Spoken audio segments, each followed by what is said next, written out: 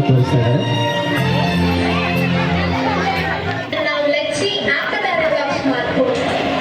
She is a fantasy. Sha-na-na-na-na, oh-oh. Sweet as a harmony. Sha-na-na-na-na. She's a mystery. Sha-na-na-na-na, oh-oh. Oh, what a change! By meantime, how families share their food and weekend.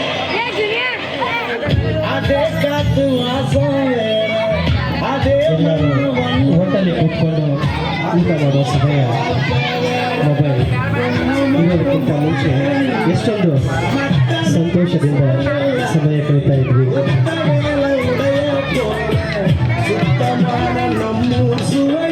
ಗೆಳೆಯರೊಂದಿಗೆ ಆಟ ಪಾಠ What a art now! ಅದೇ mobile ಬಂದ ನಂತರದ ಜೀವನ. ಮಕ್ಕಳಿಗೆ ತಂದೆ ತಾಯಿಯಂದಿರು ಊಟ ಮಾಡಿಸುವಂತಹ Now, ಪರಿಸ್ಥಿತಿ. no sharing, no caring. A playtime is used to be a downtime for kids. We used to play indoor, outdoor, and other traditional games. ಮೈದಾನದಲ್ಲಿ ಆಡುವುದು ಮೊಬೈಲ್ ಇಲ್ಲದ ಕಾಲದಲ್ಲಿ ಆ ದಿನಗಳು ನೆನಪಿಸ್ಕೊಂಡ್ರೆ ಎಷ್ಟೇ ಸಂತೋಷ ಆಗ್ತದೆ.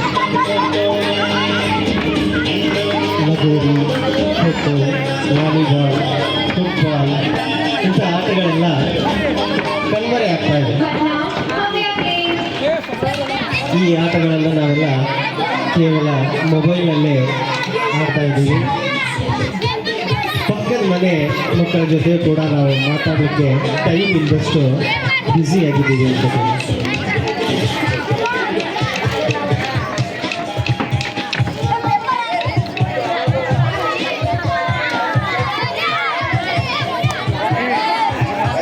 Now, no mobile games, no physical exercise. That's really worrying.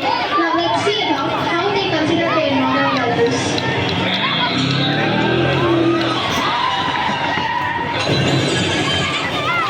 News paper ಅದರ ಜೊತೆಗೆ ಒಂದು ಅಪಘಾತವಾದಲ್ಲಿ ಪರಸ್ಪರ ಸಹಾಯ ಮಾಡುವಂಥ ಮನೋಭಾವನೆ ಮೊಬೈಲ್ ಇಲ್ಲದೆ ಇದ್ದಾಗ ನಮ್ಮೆಲ್ಲರಲ್ಲಿಯೂ ಇತ್ತು.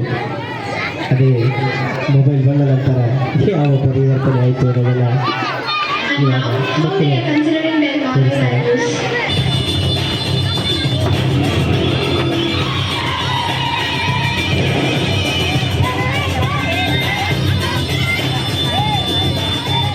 ಒಬ್ಬ ಅಪಘಾತವಾಗಿ ರಸ್ತೆ ಮೇಲೆ ಬಿದ್ದಿರ್ತಕ್ಕಂತಹ ವ್ಯಕ್ತಿಯ ಜೊತೆ ಸೆಲ್ಫಿ ತಗೊಳ್ಳೋದು ಇದು ಚಟವಾಗಿ ಪರಿವರ್ತನೆ ಆಗ್ತಾ ಇದೆ.